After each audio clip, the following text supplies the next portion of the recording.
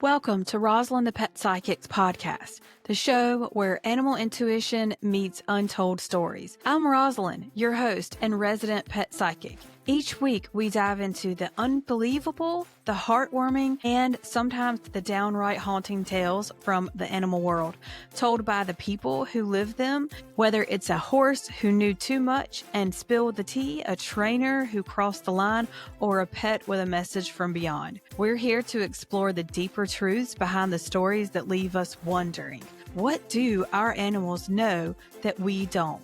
This program may include real names, places, and events when shared with consent, as well as stories that have been anonymized or fictionalized to protect the identity and safety of individuals. The content of this podcast is intended for entertainment and informational purposes only. Views expressed by the host and guest are personal opinions and conjecture and should not be interpreted as fact or as professional advice.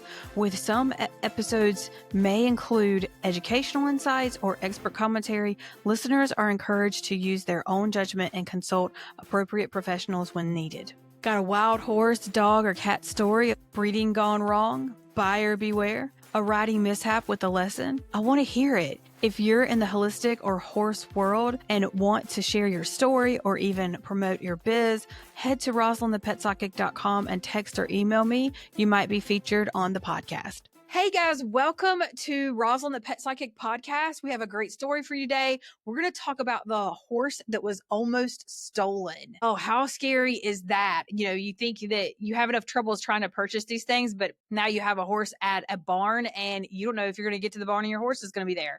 And that happened to my guest. We're going to call her Forrest's mom because the horse's name is Forrest, and she's going to tell us all about this and everything that happened and how terrifying it was to be states away and not know if her horse was going to be there when she got there. So introduce yourself. Tell us a little bit about where you got Forrest, what he is, describe him because he's a beauty, and let's talk about what happened. All right. Well, I'm Forrest's mom. Everybody, hey.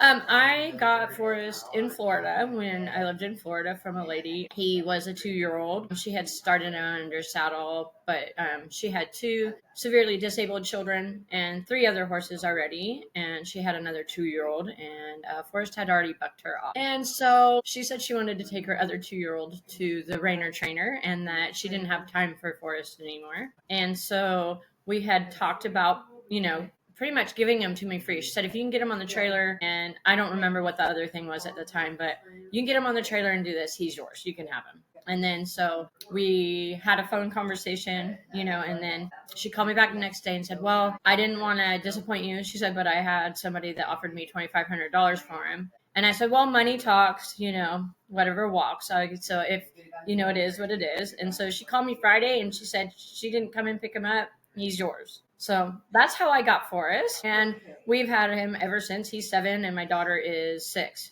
So I got him when my daughter was 1 and he was 2. And that's he's grade.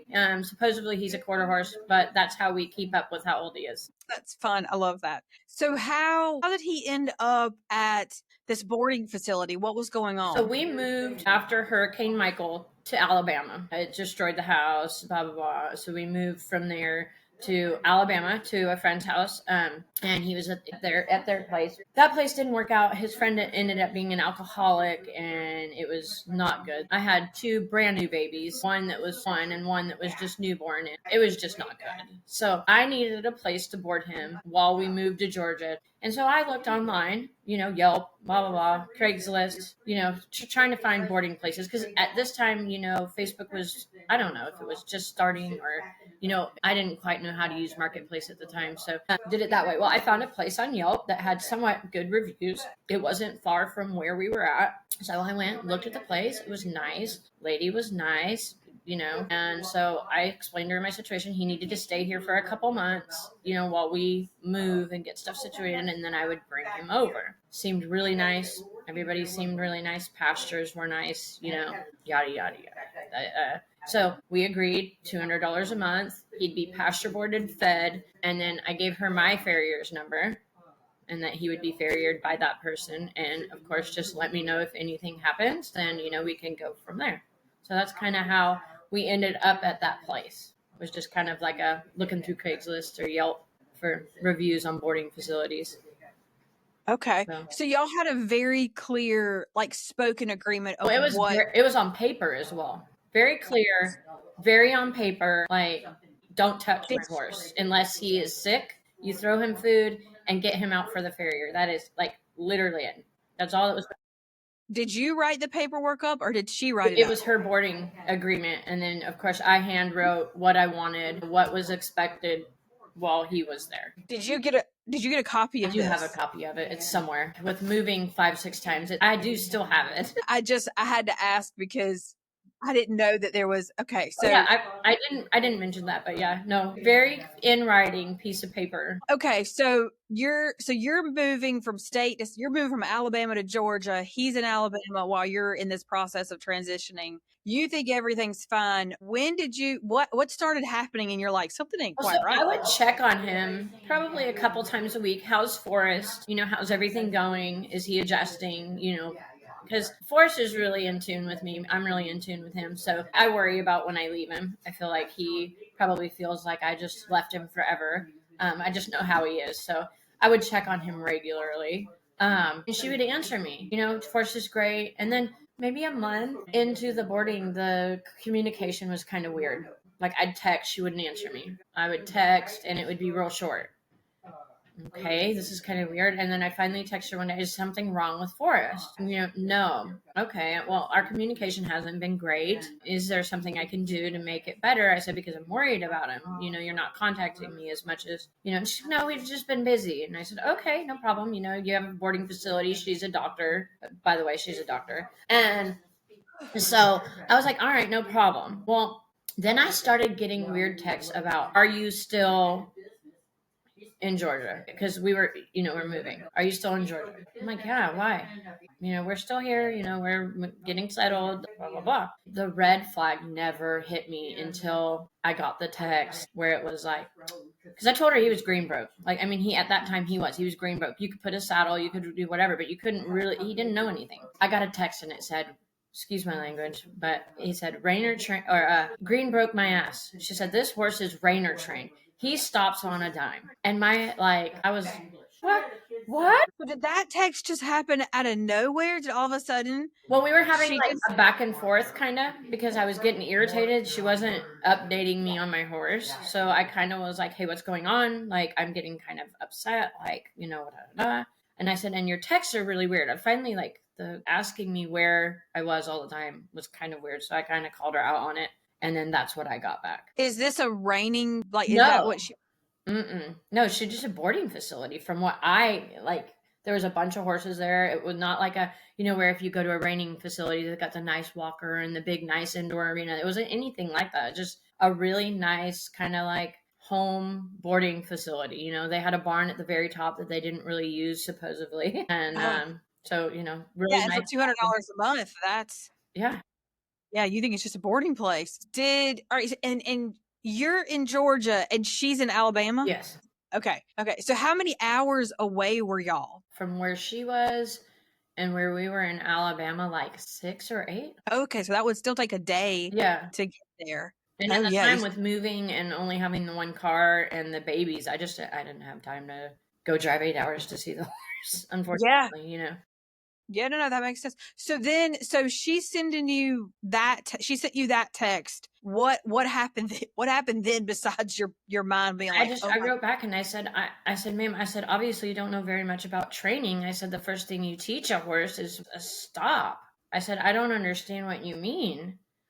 I said, he wasn't supposed to be ridden. I said, so what's going on? And she goes, oh, well, my trainer's been riding him a couple times a week, and we're getting ready to make him part of our program and part of ours. And I'm like, excuse me? I haven't missed payment, because it does say in the contract where if, you're late, they can put a lien. And I said, I'm not late, ma'am. I said, so I don't know what you're getting ready for. But I said, that horse isn't yours. And legally, he's not yours. I haven't missed a payment and I have all my receipts. I said, so I don't know what you're thinking, but And she's like, oh yeah, he's great, ma'am. So then what happened? Well, we had our messages back and forth. I mean, I wasn't very nice, of course. Obviously, we won't go into those conversations. But I literally just quit contacting her after that for a bit, like just a couple days. And I told my husband that we needed to go pick up the horse ASAP. Like I told him, I looked at him and I said, I don't think if we wait that he's going to be there. She'll take him, move him somewhere else, hide him at that point, because she was like, we're planning on making him ours. You know, he's reiner trained. He's great. My trainer's been riding him a couple days a week. And so I just was like, go get him. Like, we had a friend that had a trailer and a truck. I asked them, because at that time we didn't have a truck and trailer to move. I paid, a shipper to ship him. And anyway, I just told him, I said, I looked at my girlfriend at the time and I said, please, can we use the trailer, or, Jason, take his truck and go get him. And so that's what we did. So you sent your husband, who's a farrier, correct? He barefoot trims, yeah. Barefoot trim. Yep. And so you sent him and the other guy to go get him. Go get him. So a few days after these weird texts, your husband and them, they're on their way. I like the way she was talking. I was like, no, nope. I'm like, absolutely not. She didn't know you were coming. No, she was, from what, I mean, I wasn't there because I had to work and take care of babies, but like, not at all. Like, she was like, pretty much almost like told him to get off her property type deal. So how did they get him? My husband just went in the pasture, put the halter on, and actually saddled him up and was going to put him in the trailer, with the saddle on, just in case anything happened. And he wouldn't get in the trailer. And he's not one not to get in the trailer. So I'm like, and he's on the phone with me the whole time. And I can hear her yelling at him, like, you get off my property. That's not your horse anymore. Like, blah, blah. So she's saying that's not your horse anymore? Mm-hmm. She said that we were late on board, which like I said, I had proof, receipts that we were not late on board.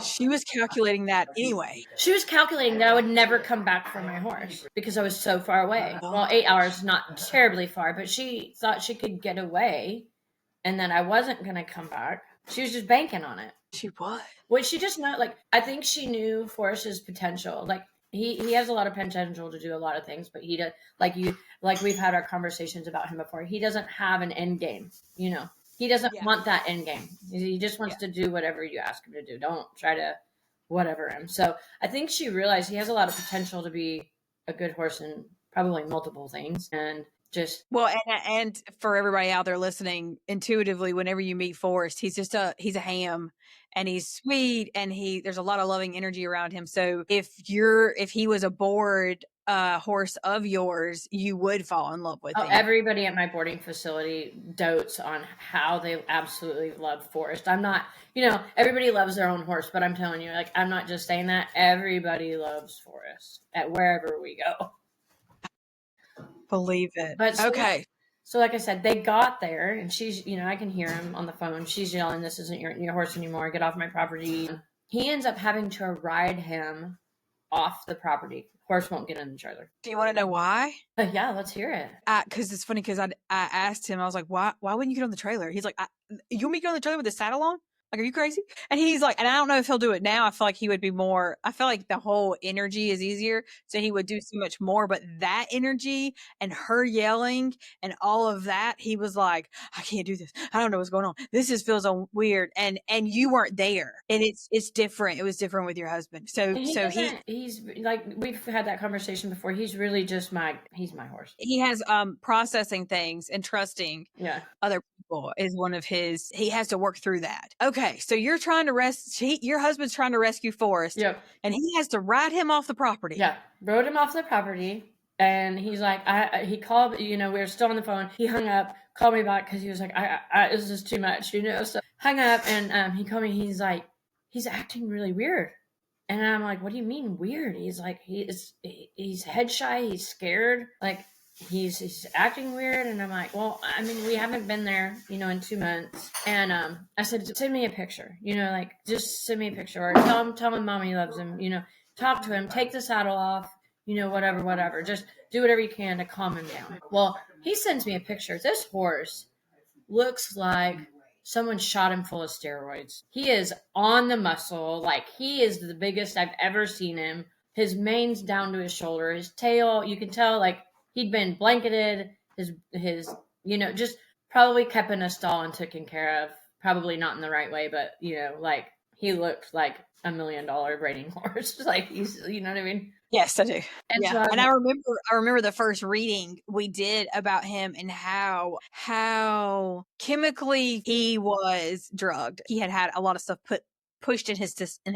he was so on the muscle. Like it was insane. And I was like, well, just make him as calm, as he possibly could, and make him feel comfortable. And he said it took him 30 minutes to get on the trailer. So after he had left, I think just traumatized in general. And all the adrenaline running. It's like, how do you want me to calm down and get on this thing and then have to stand still? Are you kidding me? Which is not a Forrest thing to do. Like that's, you have to be more calm and assertive. And he's not one of those horses you cowboy. You just got to be patient with him. People start to go, he still doesn't like to get in the trailer. I don't know if it's from that.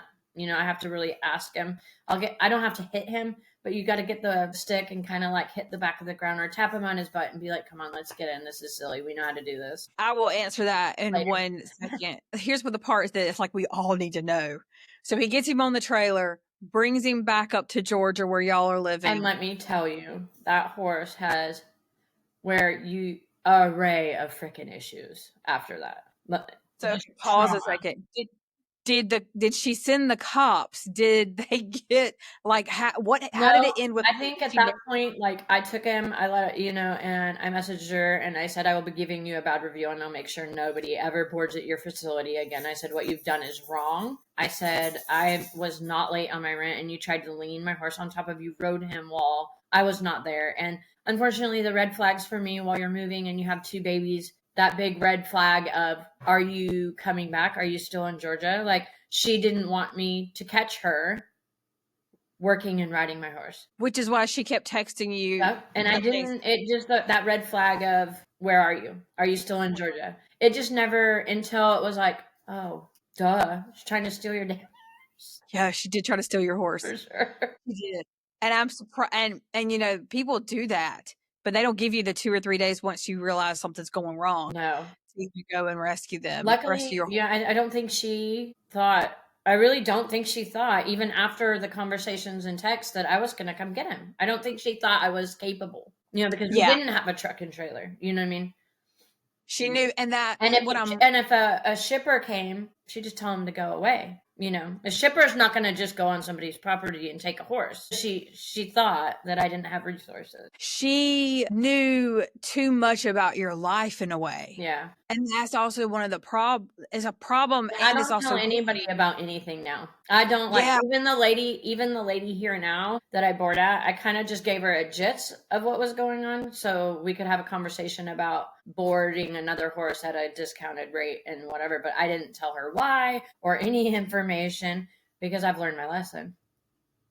Yeah, because I was saying this for the whole audience. The 3 stories that I've done so far with things that happen with horses, they all get more information from the people and they use that against them. And they either gaslight them or use it to their advantage and bank on that person's way of life and what's going on to take advantage of the person, that person. So it's very interesting because I'm so trusting of things, but I'm also know that I do tell them too much. And then I've learned as I get older, and I'm saying this for all the young girls and guys out there that are learning this is don't share too much about your life. Share too much about your life. And these are people, you're not trying to make friends. You're trying to get a horse or make sure your horse is taken care of. And when they've earned that trust, then you can share it. But don't just divulge it right away. So the whole key is listen more than talking. Listen more than talking and texting.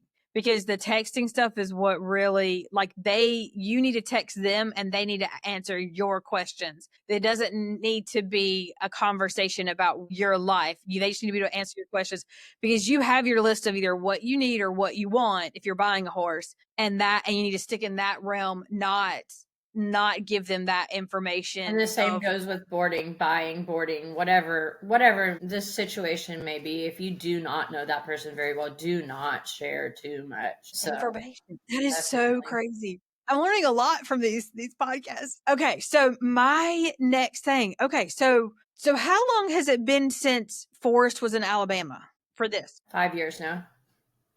Okay, because we talked, I don't know, maybe we talked a year ago about. Yeah. I think it was about a year ago when I saw your things and I was like, this lady is so cool. And I had so many questions because Forrest is such a bubbly kind of, and he sometimes is very confusing. Like, bro, you know what you're doing. Why are we having a little tantrum, and so that's why I was like, oh, I gotta call, I gotta get a session. Past trauma. Yeah. With them. Tell us how he is. Tell us how he was when he got home to you. Oh my gosh. I could go out in the pasture and throw a blanket on him, go out in the pasture and put a wormer in his mouth. You literally could do anything with that horse. Now, he's a lot better now that we've had him back for a while, but you can't just go and worm him anymore. He'll bite the wormer in half. Blankets, okay. I've got him. When I got him back, he was scared of his own blanket. Where before I could just throw it, and he still, if you catch him off guard to go throw a blanket on, or he's not completely ready for it, he'll kind of whatever. But I can throw a blanket on, and he doesn't run to the back corner of the stall anymore. He has a consistent pullback problem, which I use a tie ring now. But if he is hard tied, he's going to destroy whatever you're hard tying him to. And then, of course, he'll probably hurt himself too, because I don't know. It's weird. Like, he knows when he's on that tie ring and it doesn't stress him out. But if I hard tie him, so now my trailer, anybody else's trailer, I bring the tie ring and put it on the trailer. Because as long as he knows he has that, he's okay. But I will say, I can't say he's completely, whatever. Because I've been hard tying him more and more, just because I don't want to have to rely on that tie ring all the time. Because sometimes you might forget it or it breaks. So we've been hard tying more, and he's doing better. But it's not his favorite. What's another issue he has? He's really weird on his left side now. When you go to put the halter on or a bridle and you go to tie it and there's too much pressure on that left side, he will kind of like freak out, or he'll pull his head aside, which he's, like I said, he's getting better, but he still does do it every once in a while. It's like he freaks out. And so I'll keep up, until he quits, because it's like I don't want him to get in that habit of thinking it's okay to do that. But yeah, he's real weird when you go to put that halter on the normal side. And if you go to pull it down and he's not quite ready, or there's too much pressure, he like backs up and does this weird head stuff. And then so I'll get him to put his head down, I'll rub his ears and let him know it's okay. But yeah, this is some weird little habits we still have. And then of course, not getting in the trailer, he's getting a lot better, but you still gotta like coax him in. It's kind of irritating, but it's not anything like it used to where he would refuse to go in at all. So do you want to give you some psychic insights on? Yes, definitely, because it's some of that's so frustrating, because I feel bad. I know it's not from me. I know it's from other, him staying there. So it's like I feel bad for him because he's such a good boy normally, So tell him that you'll never leave him, and that's gonna have to be a broken record, because I would like for him to start melting some of that fear and hearing you. And I'm saying this out loud because this is what I want him to do. So I'm telling Forrest now, like, this is what I want you to do. I want you to trust that she will always be there for you. You have to understand that at this point, y'all are connected at the hip. He's not going anywhere. Oh, no. The other part of this is what steroid cream would they put in a syringe? I have no idea. I don't know. I never really, I knew she was doing something, but I don't, like when we got him back, like I said, he was on the muscle. I don't know. I couldn't tell you. What is that? What's the stuff that starts with a P? Prednisone. Can they do that for horses? I'm sure they can. I wonder if because here's why. If I show him a wormer and it's a skinny tube, he bites it. He bites it every time. And if I show him a fat tube with the tip, he knows what that is. The one that he bites is just him being like no and very like that doesn't have as much of a, I know this might sound weird because it sounds weird to me, but that doesn't have as much of an effect on him as when I show him another one that has like the longer tube that you mix up and make. And when he sees that, it gives him a different reaction, because it almost makes him, you should try this and see, almost makes him salivate. And that makes sense because steroids can be addictive. Okay. However, the reason why he hates the wormer is because they were so forceful when shoving things in his mouth. Got you. and the things that they would do to him, the energy around her and that trainer, and I'm not sure which one it was exactly, is very like clingy and agenda and getting things done and always fussing with him. Like some show horses love to be show horses because they're always fussed with. That is not Forrest's forte. He is not want to be fussed with all the time. And that it was like a non-stop. It's like when you're at a hospital and the nurse keeps coming in and waking you up. That's how he felt. Like he didn't ever have any peace or rest about him because they're always coming in and fussing with him. So that was the wormer thing. Oh, the jaw.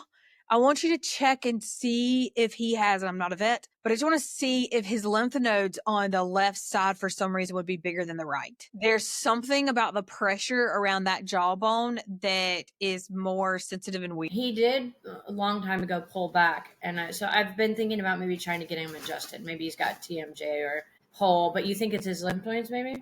Just his left side of his face, jaw and lymph node area under that jaw just feel more tender and bigger than his right side. And that also could be if you'll just have to look and feel and see if you see anything, because that could be from the medicines, that could be from life, that could be, whatever.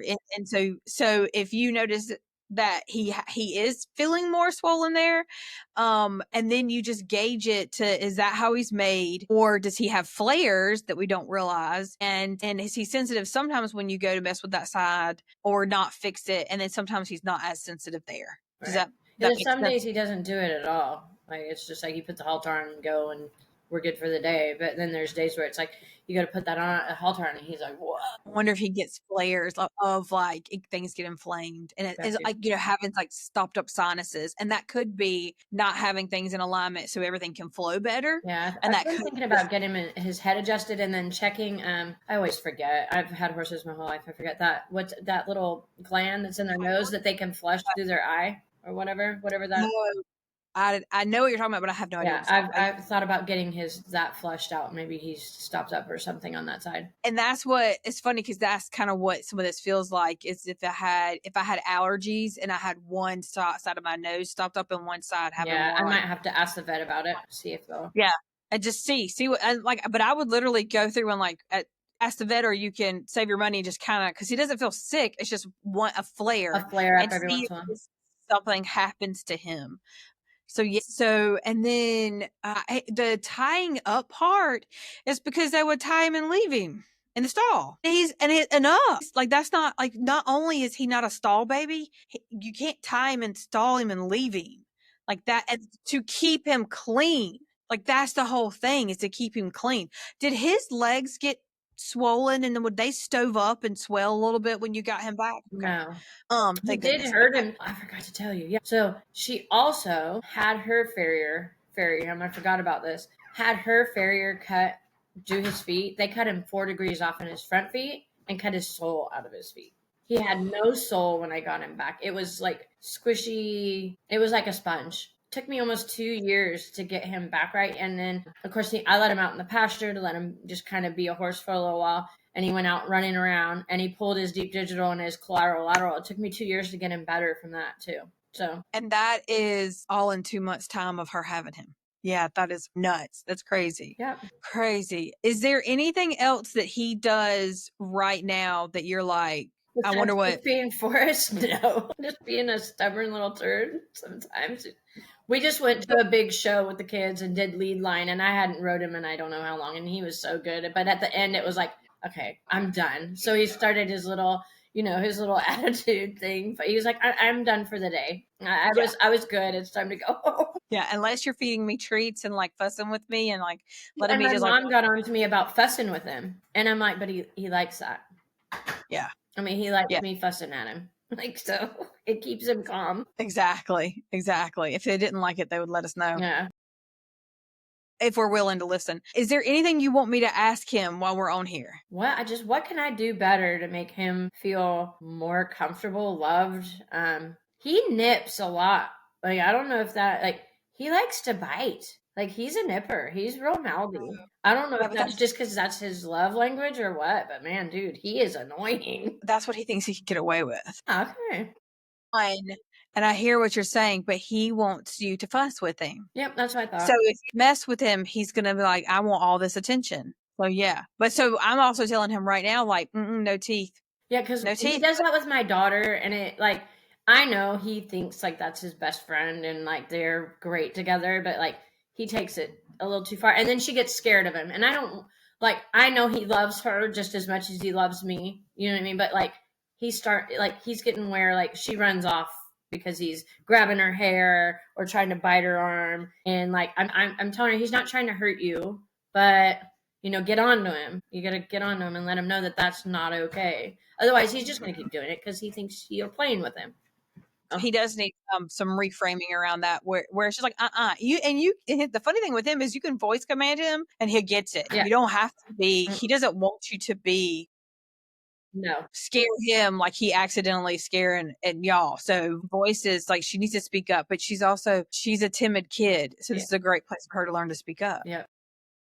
And it's a great place for you to like, kind of step back and let her learn that. And also, that's exactly what, I've kind of just been sitting back while we're at the pasture and just let her do her thing, which is also a scary thing because you don't want him to get hurt. But, I'm only going to say it 3 times. And at that point, you've got to learn by yourself, that what I said is not to be mean. It's because he's a very boisterous, whatever horse. He loves as humans. He loves to irritate us. He loves to, whatever. And I said, he's only doing that because he loves you. I said, but also it can be dangerous. I said, so you have to make sure that he knows that you're serious. Otherwise, he's just going to be like the goofy kid in the classroom. Keeps messing with if he didn't love her, he wouldn't do it to her. He wouldn't even, if he doesn't like somebody, he does not stay around them.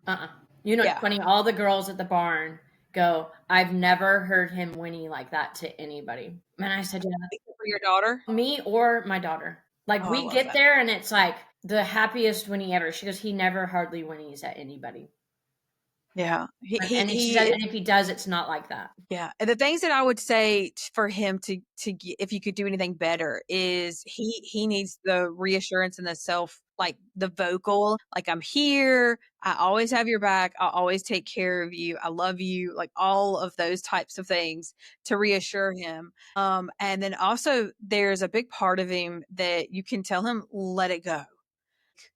Let the nippiness go. Let the wormer thing go, like let it go. This is for your health and I'm here to take care of you. Like let all this stuff go that you keep harboring because you don't have to live with that woman anymore. And I got you out of that situation. And it was a tough road, but we were out and you were okay. And we've learned from it. Yes. And I always tell him, I said, you will go wherever we go. And he has, you know what I mean? Like it might not be the perfect way, but like he's always come with us. And I've told him that. I said, I will give up a lot of things, sacrifice a lot of things just so you can, you know what I mean? A lot of people always tell me, oh, why don't you just sell him? You'd be better off, blah, blah, blah. I'm like, you don't understand it. You don't get it. And right now I've been struggling myself because I work this way and he's this way. So I've only been getting to see him on Tuesday, Thursdays, and weekends. And like, I feel so bad because I know how he is. I know he needs all that. And so it's like, I feel like I'm leaving my kid at the school for 3 days without seeing him or something. But he's safe. Yes. He's safe. He's in a safe place. And you know that. And that's what you have to tell yourself right now because you have moved from Georgia to California and Northern California at that and moved him, because the little girl was still there, right? Mm-hmm. Little Billy. So you had to move him and he's okay. He's okay. You get your stuff together. He'll be fine. It will all work out. It will all work. One more question for him is I give him like a total calm, like paste before we go anywhere. Because I feel like he kind of gets, like I said, at the end of that show, I think that stuff wore off and he was just like biting, pawing. Like, is there anything I can do besides giving him calm paste to get him to quit that? Because I get it. It's not his thing, but like, that's what we do. You know what I mean? And I'm not going to, like, we go to shows, the kids want to do lead line, that kind of thing. It's not like I'm running him in, fraternities or anything, but, we want to be able to go do NBHA, and run barrels and lead line for the kids. So is there anything I can do for him to make him feel better while we're there besides calm paste? Because when that stuff starts wearing off, like he starts pawing and nipping everybody and being Um, impatient. is he not eating his hay? He eats his hay. Yeah. Just bring a Yeah, hay bag, keep him busy. yeah. That's what I'm saying. Like, so whenever he's at the shows, he's showing me he doesn't have hay. So when he's there, he No. usually doesn't. No, not a lot. I don't take him back to the trailer a lot because he does sit there and paw. So it's like, Oh, so yeah, he's like part of the family. He's walking around with y'all. yeah, he stays with us almost the whole time. I mean, I'll take him back, let him have some water, make sure, whatever, but he'd rather be sitting at the trailer eating hay in between. No. He wants me to bring the hay bag where we're at. Oh my gosh. Let me hold on. Let me ask him. He would paw and eat the hay at the same time, but I don't think it would be as bad. He does need the hay to like self-satisfy. He also needs moments of where he's at the trailer and he can see y'all and he can work through. He has the separation anxiety. So there's this part of it that he has to like walk through some things and work through things and be calm and assertive. And that's how I would, because he likes treats. When you're calm and assertive, I get you treats. So you get where you're 20, 30, 50 feet away from him or whatever. And whenever he calms down, you can go give him a treat and then leave. And that's probably something that you do at the barn, kind of tied, and you're working on some of that stuff to let him just relax. The other thing is if he calms down with the calm pace, use the calm pace. Okay. Like, that's probably more affordable than trying to go through hay and figure out all the other stuff. Right. And the other thing is I don't know if this would even like be better, worse. I'm just gonna tell you. You know when you go to endurance rides and they have them in the pins, the hot wired fit pins? Yeah, like the little, yeah. Like a little corral, but it's like hot. So if he touches it, and it's a little bit smaller than a stall or whatever, you can try that if you wanted to, so he could look and move a little bit more. I don't know how much I trust him in that. That will be up to you to maybe figure it out at the barn, or if somebody has one, just to see what he does. There's and this is part of him and who he is. Is he ever gonna like calm down fully? I don't. It's forced, so give him the calm paste. There you go. That's the easiest. Some people just don't understand that. Forrest is Forrest. That's just who he is. Sorry. And my thing is, like, if there's training things that I can do to improve my horse, I'm going to do it. But if there's also things that improve it to the point that I can enjoy a horse show, I'm going to put that calm paste, or I'm going to give, like, my dogs, they get melatonin. Okay. Yeah, so I give them melatonin to like help them chill out around things and do stuff, because I need, I would just be flat out honest. I am not a trainer. Yeah. Like, that is not my, so I'm not someone that has like the best behaved dogs or the best horse. And heck, the last horse I messed with for the longest time, his name was Cheesy Mac. He's a halflinger. He's cute as a button. Super mouthy, and a little like teethy and stuff like that. And, him and my husband would also play the game of chase, and he would chase him and pull his hoodie. So yeah, I get how all that is. And there's people that are like, I wouldn't have a horse like that. I'm like, you wouldn't, but like, I enjoy this thing. Like, I don't care how mouthy he is, because this is my fun baby right here. Yeah. Forrest will chase us too and do the same thing. So I totally believe it, because he has that same personality. It's like these horses that are what I call like human horses, So he's great. So yes, you're doing a great job. You just got to tell yourself that, and then not worry that you don't see him all the time. Because talk to him more. Let him know that he talk to him more. Help the daughter with correcting him. Help her to help him, and help him to help her, kind of thing. And yeah, he's doing great. So good. So guys, I hope you enjoyed this. I hope you have learned a lot. We're gonna wrap this up with don't give too much information out. That's like the number one. Even if you vet them on social media and stuff like that, it doesn't mean if they start asking weird questions and giving you red flags, go check on your horse. Anything else that you want to add to the takeaway? Man, just don't, I don't know. Make sure you ask 100 people before you go board somewhere, I guess. Get good reviews. Get people who have actually boarded there before. And that's where my horse is boarded now. I asked a few people in this area, and they said she was great. Actually, come to find out, we used to ride at her house when I was a little kid. So I didn't.